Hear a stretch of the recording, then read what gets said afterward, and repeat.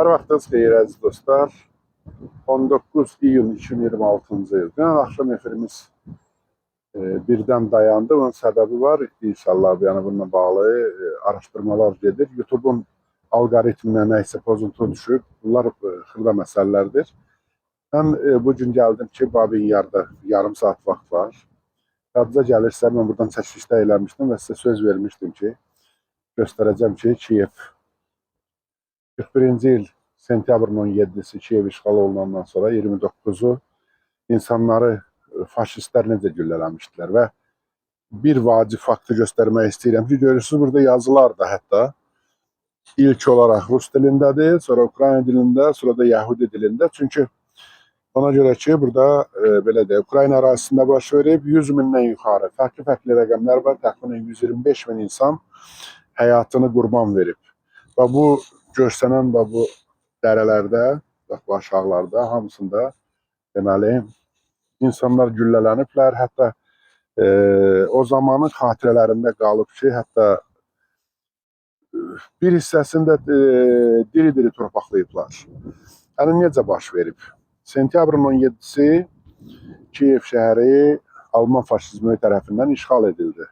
Ona qədər Kiyevi tuta bilmirdilər. Halbuki iyunun son günləri artıq Alman qoşunları həmən o 22-ci ilin fevralında Rusların gəlib durduğu İrpin, Gostomel, Buçada idilər.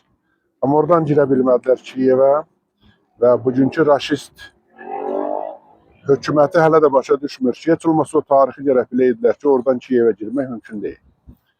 Sözün burasındadır ki, ona görə iki istiqamətdən, şimal istiqamətindən Guderianın tank ordusu Belarus istiqamətindən deməli şərqə doğru gedirdi. Cənub istiqamətindən Feldmarşal Gort, o da öz ordusu ilə, piyada qoşunları ilə tank deməli Kiyevin cənub hissəsindən yenə də şərqə doğru irəliləyirlər. Təxminən Poltava vilayəti ərazisində bu iki ordu birləşdi və Kiyev şəhəri avtomatik olaraq belə deyək, müəyyən mənada deməli mühasirəyə düşdü. Ona görə sentyabrın 17-sindən Alman faşistləri artıq Kiyevdə idilər. Və sentyabrın 29-u, 28-i yerli radio qovşaqlarla məlumatlar verdilər ki, Yəhudilər hazırlaşın, saparıq, göndəririk ki, Fələstinə. Kimin nəyi varsa, yəni dəyər, dəyməz, belə də, yəni zəngin nə varsa, qızılı, pulu, hamısını yığın və təbii ki, Kiyevi götürəndə burada əsirlər də olmuşdu. Bütövlükdə üst-üstə bu gördüyünüz ərazilərdə 124 min insan güllələnib. Fərqli millətlərdən güllələnib. Yəni burada hansısa bir milli məsələ yoxdur. Aydındır ki, Fələstinə göndərmək adı ilə deməli daha çox Yəhudi güllələnib burada. Yəni bu faktdır. Bu hamısının adlı siyahları var. Hətta bir dəfə deməli mən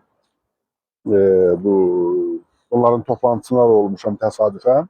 Çünki demək hələ danışıramsa 90-cı illərin əvvəllərindən, Ukraynanın yeni müstəqillik günlərindən ki, kim Ukrayna dilində yazan deməli qeyri-Ukraynalılar bir nominasiyası var idi.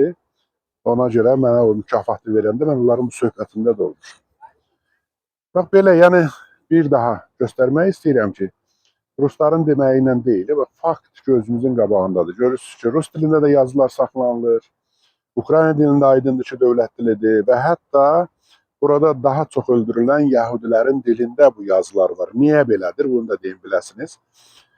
Ona görə ki, Ukrayna doğruda milli məsələ anlayışı yoxdur. Rusların dediyi, nə bilim, natsizm, faşizm çox təəssüf olsun ki, bizim bir qrup soydaşlarımızın da beyni yeyiblər. Və çox təəssüf olsun. Onlara doğrudan elə gəlir ki, burada hansısa bir, nə bilim, güya ki, qeyri-Ukraynalılara nəsə bir münasibət var, yəni pis münasibət belə. Bunlar bu yalan şeylərdən başqa bir şey deyil. Və gözümüzün qabağında yenə də göstərirəm. Bax, həmən bax, görürsünüz, bu dərələrin hamısı bəzilərin güya dəfn etdilər, amma necə deyərlər, 125 min insan eşitmişəm o söhbətləri də yaşlı insanlardan ki, burada qan gölləri olub, qırmızı lalələr bitib zamanında. Bax, belə dostlar, yəni bu da bir tarixdir.